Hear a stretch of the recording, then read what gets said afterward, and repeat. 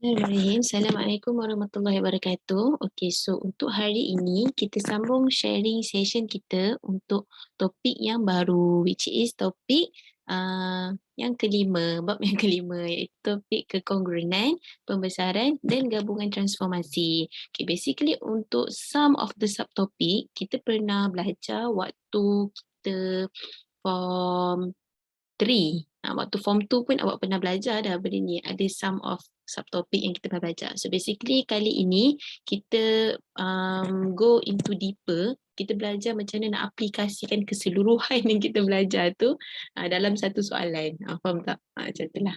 So jom kita go through. Sebelum tu basically untuk subtopik ni kita akan belajar, kita akan ada 4 subtopik, which is yang pertama kekongruenan. Kita akan belajar tentang pembesaran, and then kita belajar tentang gabungan transformasi, and then last kali kita akan belajar tentang teselasi. Okay, so first thing first, kita belajar dulu apa yang dimaksudkan dengan kekongruenan. Okay, apa yang dimaksudkan dengan kekongruenan? Okay, so basically pasangan antara dua objek, okay, dikatakan kongruent apabila ia mempunyai saiz dan bentuk yang sama walaupun mempunyai kedudukan dan posisi yang berbeza. Okay, so basically kongruent tu adalah bahasa yang kita pakai bila kita nampak dua objek tu mempunyai 2 atau 3 atau 4 atau 5 lah. Tak kisahlah berapa banyak objek pun. Tapi basically diorang mempunyai bentuk yang sama, saiz yang sama, tetapi mungkin kedudukan yang berbeza-beza. Okay. So basically main dia ialah saiz dan bentuk yang sama.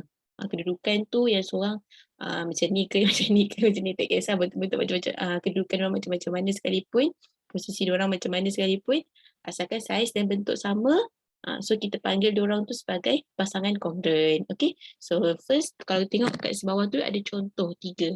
Yang pertama tu kita ada 2 keping jubin yang dipamerkan. Itu pun dikatakan kongruent. Kalau perasan jubin yang pertama tu dia menghadap ke kiri. Kan? Lepas tu jubin yang kedua tu menghadap ke kanan. Tapi basically sebenarnya dua ni adalah jubin yang sama. Kan? Cumanya diorang terbalik. Betul tak? Next kita ada juga macam arrow tu. Okay, arrow tu basically yang first ke bawah, yang satu lagi ke atas. Basically kalau kita tengok saiz dengan dia punya warna, dia punya ukuran, bentuk sama. Cuma yang satu tu tunjuk ke bawah, yang satu lagi tunjuk ke atas. So still dikira pasangan kongruent. So next yang hujung sekali pun kita dah nampak bentuk macam trapezium. Betul? Kan? So kalau kita tengok yang first tu dia macam muncung ke bawah, and then yang satu lagi tu dia macam sengit ke tepi. Kan? Tapi basically kalau kita tengok saiz dan bentuk dia sama, kan? So tak kisahlah kedudukan atau posisi dia macam mana, disebabkan diorang punya saiz dan bentuk sama, so kita namakan diorang ni sebagai pasangan kongruent. Okay? So itu yang dimaksudkan dengan kongruent. Next kita ada contoh. Okay, so basically untuk contoh ni, tentukan sama ada setiap pasangan rajah yang berikut adalah kongruent. Okay, so sebenarnya kita belajar kongruent tu saiz bentuk sama, kedudukan tak kisah. Okay, so jom kita tengok untuk soalan pertama A. Kita ada 2 bentuk. Okay, yang bentuk pertama ni ABC, lucu dia. And then bentuk yang kedua ni PRQ. Kan lucu dia. Okay, so macam mana kita tentukan sama ada kedua-dua ni pasangan kongruent ke tak? So first, tengok ni penyelesaian dia. Untuk garisan AC, first thing first kita tengok dulu sisi yang sepadan. Untuk garisan AC ni, basically sepadan dia ialah garisan PQ. Betul? So kalau kita tengok AC 12 cm, PQ pun 12 cm. Okey, so samalah dekat situ sama. Okay, so basically tengok sisi lain pula. Kita ada sisi BC, memanjang BC ni. Sisi sepadan dia untuk bentuk tu lagi ialah RQ. Okey, so kalau kita tengok RQ ni, dia punya panjang dia ialah 13 cm. So BC ni kita ada tak panjang dia? Tak ada kan? So kita kira dululah. Macam biasa, kita pakai konsep konsep ni lah, 5 kuasa 2 tambah 12 kuasa 2, kan? Lepas tu kita set dapat 13 cm. So kita tahu BC dekat sini ialah 13 cm. Okay, so kalau kita tengok RQ 13, BC pun 13. Oh, so maksudnya tadi AC sama dengan PQ. And then BC ni pun sama juga dengan RQ. So settle. Next kita tengok sisi lain pula. AB. AB ni 5 cm. Sisi sepadan dia ialah PR. Kan? Okay, so PR ni pun 5 cm. AB ni pun 5 cm. So basically bila diorang punya sisinya sama, Next kita tengok sudut pula. Okay, kalau tengok sudut dekat sini 22.6. Sudut dekat sini pun 22.6 juga. Kan? Lepas tu sudut dekat sini 90, kat sini pun 90. So kalau rajin, kita tengok juga sudut dekat sini, sudut R ni. Macam mana nak tengok? Satu segitiga ada 180 darjah sudut dia kan. So jumlah dia kita tolak dengan 90, tolak dengan 22.6. Dapat jawapan 67.4. So basically darjah ataupun angle kat sini pun 67.4 degree. So sama juga dengan yang ini. So kita boleh katakan bahawa kedua-dua ni adalah pasangan kongruent sebab mempunyai panjang sisi yang sama dan sudutnya pun sama. So basically bentuk dan saiz sama, cuma kedudukan yang berbeza. So kita katakan dia sebagai pasangan kongruent. Okay. Okay, next kita tengok yang B pula. Okay, yang B ni kalau kita tengok kita ada garisan A, B, C, D, F, E kan. Untuk yang image yang kedua kita ada PQRSTU kan. Okay, so kita tengok dulu garisan yang sepadan. Untuk A dengan F ni basically sisi sepadan dia ialah UT, betul tak? So kita tengok AF 10 cm. UT ni pun 10 cm. Okay, so basically AF ni sama dengan UT. Okay, next tengok sisi lain pula. Kita ada sisi AB. So kalau kita tengok AB ni basically sisi dia sama dengan UP. So kalau AB ni 8 cm, UP ni kita tak tahu berapa. Macam mana nak tahu? Okay, kita tengok dulu. PQ 3, TS ni sama dengan PQ. So kat sini pun 3 jugalah. Okay, so kalau dekat sini 3, so maksudnya dekat sini, kiranya kat sini 3, lepas tu RQ ni 4. So kat sini ialah 7. Betul? So kita tengok sisi sepadan. Tadi AB sama dengan UP. So AB ni tadi sama dengan UP, AB sama dengan 8. UP ni sama dengan 7. So kalau kita tengok satu sisi tu dah tak sama. So awak nampak je satu sisi tu dah tak sama, terus je. Ini bukan pasangan kongruent. So basically awak check tu, awak jumpa je satu sisi sepadan yang tak sama, kita terus katakan dia bukan kongruent. Okay? So basically kongruent tu apa? Saiz dan bentuk sama, kedudukan tak kisah. Kalau sama ke ataupun tak sama ke kedudukan, basically kalau dia saiz dan bentuk sama, kita masih kita panggil dia sebagai kongruent. Okay? So itu untuk kongruent lah. Next, apakah ciri-ciri kongruent segitiga? So basically untuk dua segitiga tu dikatakan kongruent jika mempunyai panjang sisi sepadan dan sudut sepadan yang sama. Okay, so basically kita tahulah sebelum ni kita belajar kongruent tu maksudnya sisi dia kena sama, bentuk dia kena sama, saiz kena sama, segalanya kena sama. Kedudukan je tak kisah macam-macam mana kan. Okay, so basically untuk kekongruenan segitiga pun dia memegang ciri yang sama. So basically kalau untuk segitiga ni kita tahu bentuk segitiga kita ada sisi dan kita ada sudut dekat dalam dia tu. Betul? So that's why lah kekongruenan segitiga ni dilihat dari dua ciri itu. Panjang sisi yang sepadan dan sudut yang sepadan. Okay?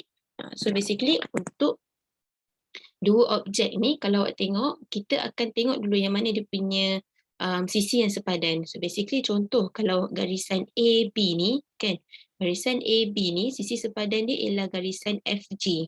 So katakanlah kalau garisan AB ni sama dengan garisan FG, so maksudnya sisi diorang tu kira samalah kan. Next kita tengok sisi yang lain pula. Maybe kita ada sisi BC. Okay, sisi BC ni kalau kita tengok untuk gambar yang kedua ni, sisi sepadan dia merujuk pada GH kan. So katakanlah kalau diorang dua ni punya panjang yang sama, so kira diorang tu sepadan samalah panjang dia kan. Next kita tengok sisi yang lain pula. Maybe kita ada sisi AC. Kalau kita tengok sisi untuk objek yang kedua tu, sisi sepadan dia ialah FH kan.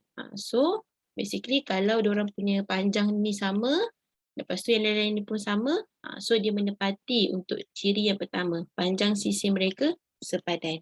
Okay, so itu sabar, kita tengok panjang dulu kan pertama. Yang kedua, kita kena memenuhi syarat sudut dan sepadan juga. So let's say kalau kita tengok tadi, untuk AB, sisi dia ialah FG kan. So basically sudut B dekat sini ialah sudut G dekat sini, betul? Sudut A yang dekat sini merujuk kepada sudut F yang dekat sini. And then sudut C yang dekat sini merujuk kepada sudut H yang dekat sini. So katakanlah kalau sudut A sama dengan F, sudut B sama dengan sudut G, sudut C sama dengan sudut H, so dia bersesuaian lagi dengan satu ataupun lengkapkan lagi dengan satu lagi ciri iaitu sudut sepadan yang sama. Okay, so basically bila dia memenuhi kedua-dua syarat ini, kita boleh katakan kedua-dua segitiga ini ialah kongruent. Okay, so basically untuk melihat pengurunan segitiga tu, kita tengok pada dua benda. Panjang sisi dia kena sepadan, dia punya sudut dia pun kena sepadan. Okay. Okay, so settle. Next, sifat-sifat kekongrunan segitiga. Okay, so basically untuk melihat kekongrunan segitiga ni ada banyak cara. Kan? Ada orang kadang macam dia tengok sisi-sisi je, lepas tu dia dah terus kongruen. Kan? So basically sebenarnya ada cara dia. So macam ni kita tengok untuk first sifat kekongrunan segitiga, kita boleh tengok melalui dia punya sisi, sisi dan sisi. Maksudnya kita tak payah tengok sudut, kita tengok sisi-sisi je. Maksudnya sisi yang pertama contoh sisi AB. Sisi AB ni, sisi sepadan dia ialah PQ. So kalau kita tengok AB ni sama dengan PQ, maksudnya dikira sama panjang lah. Kan? Next kita ada sisi BC pula. BC ni kalau kita tengok objek yang kedua, sisi sepadan dia ialah QR. Kan? So kalau katakanlah diorang dua ni sama, maksudnya kira check lah kat situ sama. Kan? Next kita check lagi satu sisi. Sisi AC ni kalau kita tengok sepadan dia ialah sisi PR. Betul? So kalau kita tengok panjang AC ni sama dengan panjang PR, maksudnya diorang dua ni kira samalah ataupun sepadan ni kan mempunyai panjang yang sama. So bila ketiga-tiga sisi ni mempunyai panjang yang sama, basically kita boleh sebut bahawa kedua-dua objek ini ialah kongruent. Okay? So maksudnya kita tak payah tengok sudut. Kita tengok dia punya sisi sahaja. 3 sisi. Okay? So itu untuk ciri yang pertama lah.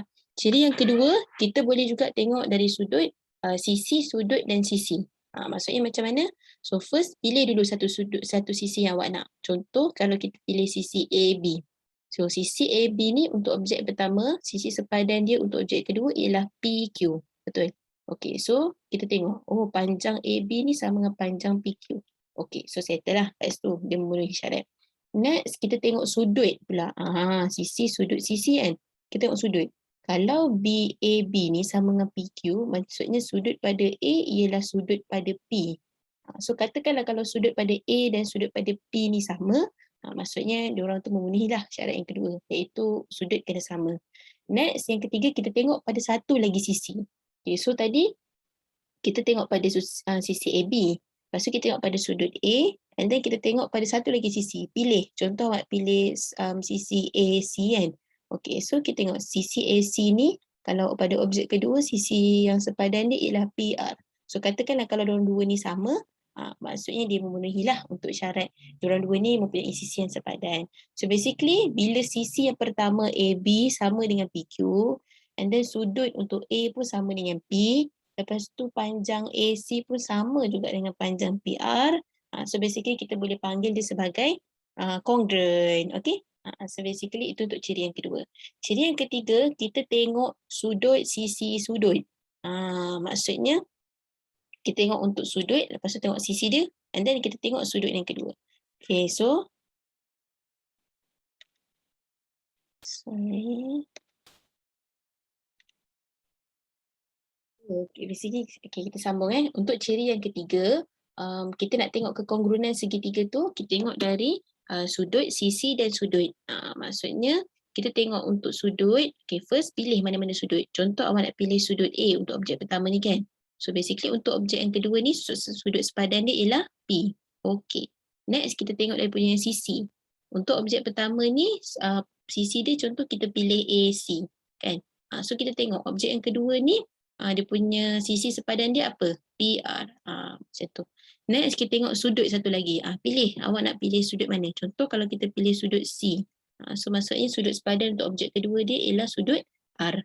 So basically bila sudut, sisi dan sudut untuk ketiga-tiga ni, basically bila A sama dengan P, panjang AC sama dengan PR, ataupun sudut C sama dengan R, ketiga-tiga ni sama, Basically kita boleh katakan dua segitiga ni sebagai congruent. Okay. So next, ciri yang keempat kita tengok sudut-sudut sisi.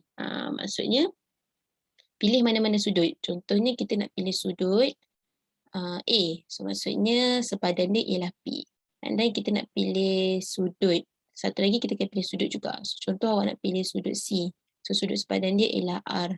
And then satu lagi sisi. Pilih mana-mana sudut. Contoh kita nak pilih sisi BC. So, lepas tu sisi sepadan dia ialah QR. Kan? Okay, so basically bila sudut A sama dengan sudut P, sudut C sama dengan sudut R, and then panjang BC sama dengan panjang QR, maksudnya diorang ni ialah congruent. So sama juga untuk ciri yang kelima dan keenam. Untuk ciri yang kelima tu kita tengok dari sudut. Kita tengok sudut je, tak tengok panjang. So basically bila diorang punya sudut-sudut sepadan tu sama pun dikatakan sebagai congruent. Next yang kelima kita tengok sisi-sisi sudut. Maksudnya kita tengok dua sisi dan kita tengok satu sudut. Kalau dua sisi sepadan sama, satu sudut sepadan pun sama, pun dikatakan sebagai congruent. Okay? So basically tak semestinya awak kena tengok dalam dua objek tu dia punya semua sisi dan semua sudut. Kalau tengok salah satu ataupun salah dua daripadanya pun okey juga. Okay? Mengikut pada ciri-ciri ni lah. Okay? Okay, settle. Next kita tengok contoh. Raja di bawah menunjukkan dua segitiga yang congruent. Okay, so kita ada segitiga pertama A, B, C, kalau perasan. Dan segitiga yang kedua ialah D, E, F. Okay. Diberi sifat kekongruenan segitiga yang digunakan untuk menentukan kedua-dua segitiga itu ialah congruent, ialah sudut sisi sudut. Okay, so basically dia nak tengok sama ada kedua-dua ni congruent ke tidak. Dia tengok dari sudut sisi sudut. Okay, dia tengok pada ciri sudut sisi sudut. Lengkapkan jadual di bawah dengan ciri-ciri lain yang terlibat dalam sudut sisi sudut. Okay, so first contoh kita nak tengok kedua-dua ni congruent ke tidak, kena memenuhi syarat sudut sama, sisi sama dan sudut lagi satu kena sama. So first untuk sudut yang pertama pilih mana-mana sudut. Contoh awak pilih ACB kan, so ACB. Sudut sini. So next kalau kita tengok kat gambar ni basically C ni sudut yang sepadan dia sepatutnya F. So sudut ACB kena sama dengan sudut DFE. Okay. Next kita tengok juga dari dia punya sisi pula. Okay, so sisi pilih mana-mana sisi. Contoh yang pertama, kalau tengok penyelesaian yang pertama ni, dia pilih sisi dia sisi BC. Kan? So kalau kita untuk sisi BC ni, sisi yang sepadan untuk objek yang kedua dia ialah EF. Betul? So next kita ada satu lagi kita tengok dari sudut pula. Okay, so pilih mana-mana sudut. Contoh tadi kita dah pilih sudut C dengan sudut F. So kali ni kita pilih sudut B pula contohnya. Kan dengan sudut E. So basically bila dua-dua ni dikira sebagai sepadan lah. Okay, so katakanlah kalau orang punya sudut untuk ACB sama dengan DFE, sisi BC pun sama dengan EF, and then sudut untuk ABC sama dengan sudut DEF. So dua-dua ni dikatakan sebagai congruent. Okay. So basically kita nak judge ataupun nak tentukan kekongruenan dua segitiga ni, nak tengok pada ciri ataupun sifat-sifat yang mana. Okay. So yang kedua ni kalau tengok atau kita ada satu lagi penyelesaian, sudut kita sama berbeza pada dia punya sisi. Kalau tengok yang pertama ni, sisi dia kita pilih BC dengan EF. So untuk yang kedua ni, basically kita pilih sisi dia ialah sisi AC dengan sisi DF. Okay. So basically sama je sebenarnya. Boleh mana-mana. Okay, next kita tengok contoh seterusnya. Okay, raja di bawah menunjukkan satu segitiga EFG.